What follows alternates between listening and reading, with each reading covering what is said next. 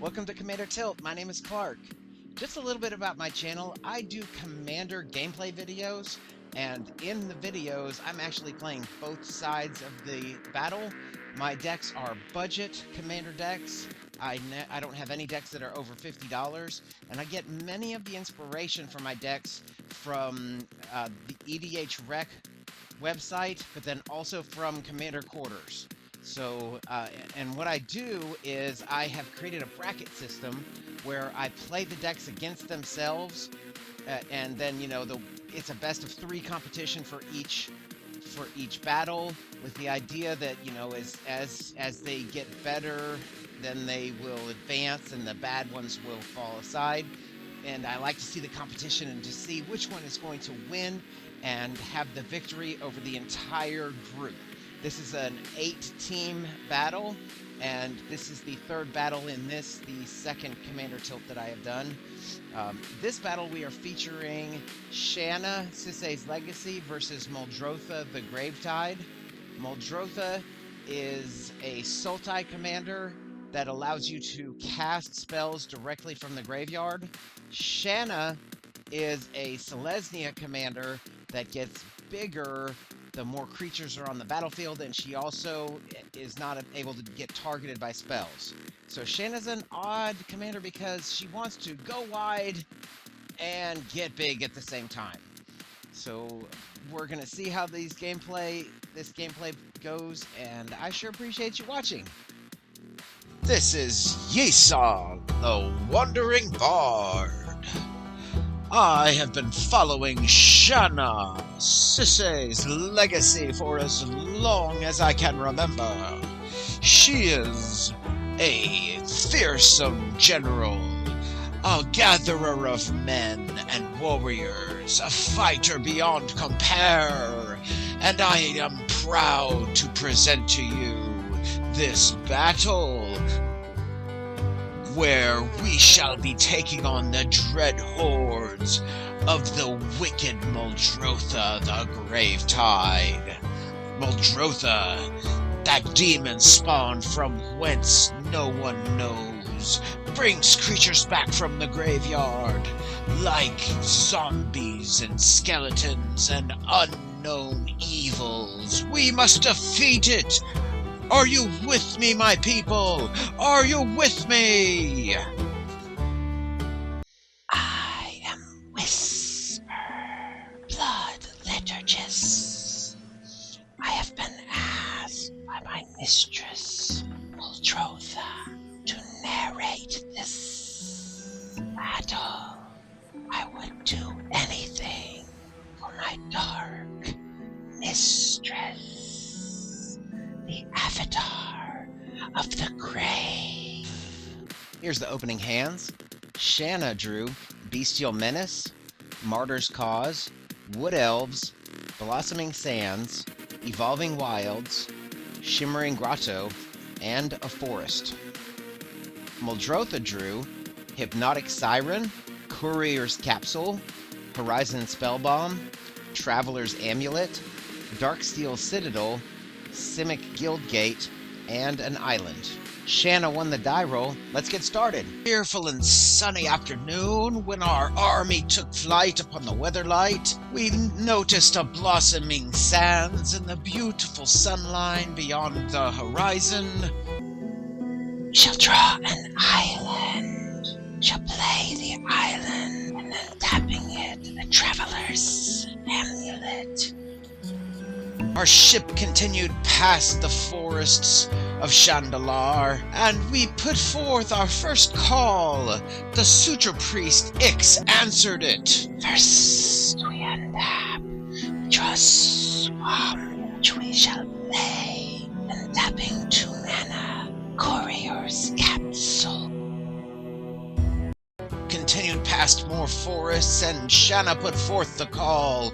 Wood Elves gathered their forces and joined our noble crew. Our Suture Priest Ix drew first blood with a quick and swift attack. Go blocks. First we untap, or draws a leech-ridden swamp, or play a Darksteel Citadel. Tapping it, sacrifice Sacrifice the traveler's amulet for a forest.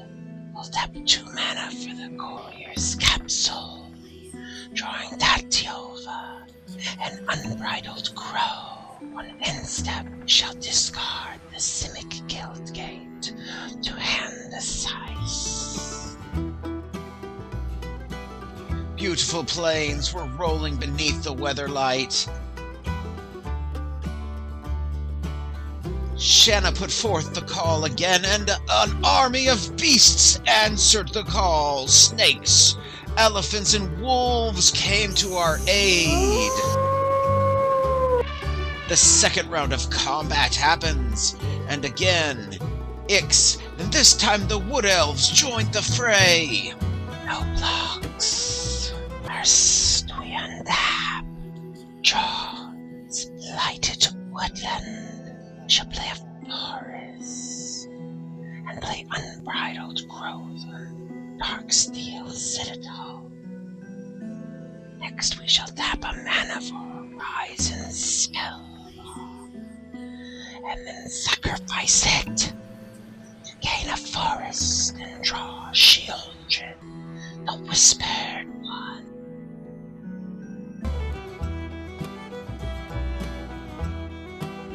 The weatherlight continued to cruise past the evolving landscape, when suddenly, emerging from beneath decks, was Shanna! The troops were bolstered! Our forces readied their weapons again. We were so excited! Everyone charged into battle, attacking the foul Muldrotha! No blocks. Shall untap. Our draw is the null brooch.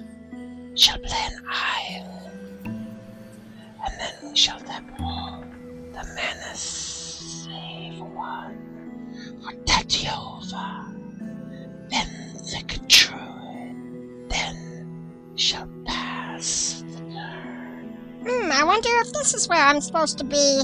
I don't know. I'm so lost. Can somebody please help me? Get lost, little elf creature. This reminds me of the time when Jalira and I were trying to pull the wool over the eyes of this old Glick Lord in Minas Tirith. Those were good times. Shimmering Grotto was seen from afar. Shanna put forth the call, and the phalanx of Gideon's most loyal answered. Noble knights, riding steeds, such valor. Personally, I do my best to stay away from knights considering how high and mighty they are, but they're good to have in combat. Blood is the seal of our devotion. Ready to defend the right. Once metal hits metal, no one wishes they had practiced less. Chivalry is a way of life. Combat ensues again. The elephants and Shanna charge forth, as well as the wolves and the snakes. Shall have Tatiova mock the wolf. The wolves fall in combat to some merfolk creature. What is this business? Why would anyone defend such an evil being? First we untap. Our draw is a commander's sphere. We play a forest, and Tatiova allows us to gain a life entrance. And we play Shieldred, whispering one. There's still no sign of that foul creature Muldrotha. I'm sure we'll see her wretched hide soon. Some demon spawn from whence no one knows. Triggers. Causes the snakes to quiver and perish. Combat ensues again. Our entire army ventures forth, except for Ix, the suture priest, which stays behind to mend our wounded. Shall have Shieldred block the elephant, and Tatiova shall block Shanna. The demon takes out the elephants, but Shanna strikes a mortal blow to the merfolk creature. Then Shanna puts forth a call, and a priest of Heliod answers, bringing forth more followers. Where's the food? That sword looks a lot bigger than I thought it would. It smells like waffles. I used to think I was indecisive, but no, I'm not so sure. Shalanda, Children's trigger brings Tatiova back from the graveyard. Her draw is animate dead. She'll play a swamp. And then tapping our mana, we shall bring forth the grave guide, Muldrotha. Next, we shall play the Courier's capsule from our graveyard, and then sacrifice it to draw 2 cards. We get Mindrak Demon and Vraska the Unseen. Discard 2 lands to hand sides. Ix declares he knows that demon and his children from her own realm. She charges forth and sacrifices herself to the demon. Our troops are bolstered. Everyone shall attack. How could we have lost Ix? This is a travesty. Our armies are victorious. We have defeated the evil Muldrotha and her horde of minions. There you have it. Shanna is the winner, and she'll be moving on to the semifinals. I'd like to talk just a little bit about the first couple of battles. In the first battle, Shanna drew a hand with 6 lands, but I decided to go for it, and Shanna didn't really get punished too badly because the first 7 or 8 draws she had were gas, so she did fine. But Muldrotha got off to a faster start. The most crazy thing about it is she actually cast 4 board wipes in that game, and you know, board wipes are really hard on token decks to begin with, and you might be thinking, how could a deck like Muldrotha be able to cast 4 board wipes when usually you only put 3 or 4 in the whole deck? Well, the answer is Scribe of the Mindful. Muldrotha got Scribe of the Mindful out early, cast Cyclonic Rift, then sacrificed Scribe of the Mindful to bring Cyclonic Rift back, and then paid the mana to bring Scribe of the Mindful back, then cast the next turn, cast Cyclonic Rift again, or maybe it was 2 turns later. Shortly after that, Muldrotha drew Decree of Pain and cast Decree of Pain, destroying all the creatures because she was tired of bouncing them back to his hand. Scribe of the Mindful brought Decree of Pain back again, and so she cast it again. Long story short, she was just able to keep the board completely clean. It ended a little funny too, because Muldrotha got Sir Conrad the Grim out, and had just been steadily eating away at Shanna's hit points to the point where Shanna had 1 hit point left when it was time for Muldrotha to pass the turn, but Muldrotha really did not want to pass the turn and give Shanna one more chance to try to attack back. So she sacrificed the Caustic Caterpillar that was on the board to destroy one of her own artifacts. And Sir Conrad the Grim noticed the Caustic Caterpillar going to the graveyard and did that final damage. So destroyed one of her own artifacts to do the final point of damage. So that was the first battle. Muldrotha took the victory.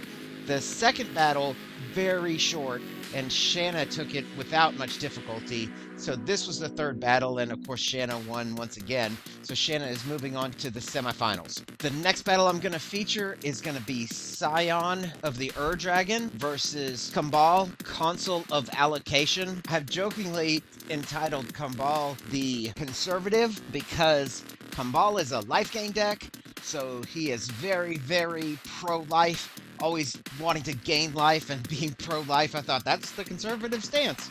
So, because conservatives are very pro-life. The other deck, Scion of the Ur-Dragon, is the typical Scion of the Ur-Dragon build with lots and lots of dragons, and it's a fun deck. The most challenging part about the deck is getting Huberg out as quickly as possible. I want to thank EDH Rec specifically because EDH Rec, the website, has agreed to post my videos on their website as they come out, and I can't thank them enough for the sponsorship of my channel. EDH Rec is a website dedicated to the statistics of commander decks, and they are a fantastic resource for anybody that likes to brew decks because there is so much good information. I don't know how I'd be able to build my commander decks without their help. I'd like to give 2 quick shout outs to YouTube channels that I watch. If you're looking for interesting commander content, you can go no further than watching these channels and you will be thoroughly entertained. First off, there is Commander's Quarters. Mitch over there at Commander's Quarters does all kinds of content regarding budget commander, and many of my decks are actually Commander's Quarters decks. I'm a Patreon of the Commander's Quarters, and I really love his content. The other YouTube channel I want to call out is the Command Zone and Game Nights. Josh Lee Kwai and Jimmy Wong. I watch those shows religiously, and they are the reason that I started my own YouTube channel. I watched their video, How to Be a Content Creator. I watched it twice completely and sat there watching it and thought to myself, how could I become a content creator? What kind of content would I even create? And that's where the inspiration came from my channel. So thank you so much to those two guys for all of the good content that they put out. I have a Patreon page. Please visit my Patreon page, and the information is in the doobly-doo below. Thank you so much for watching. Please remember to like and subscribe. Have a great day. This is Yeson here with the long and sordid tale. There were 3 medieval kingdoms on the shores of a lake, and there was an island in the middle of the lake, which the kingdoms had been fighting over for years. Finally, the 3 kings decided that they would send their knights out to do battle, and the winner would take the island. The night before the battle, the knights and their squires pitched camp and readied themselves for battle.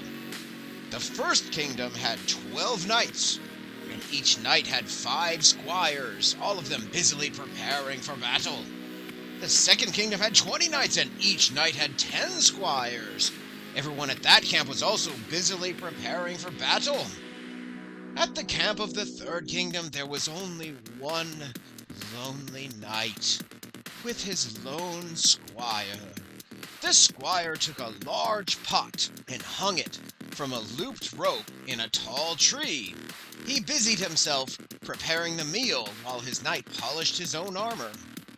When the hour of the battle came, the 3 kingdoms sent their squires out to fight, as this was too trivial a matter for the knights to join in. The battle raged, and when the dust cleared, the only person left was the lone squire from the third kingdom. He had defeated the squires from the other 2 kingdoms. This proves that the squire of the high pot and noose is equal to the sum of the squires of the other 2 sides.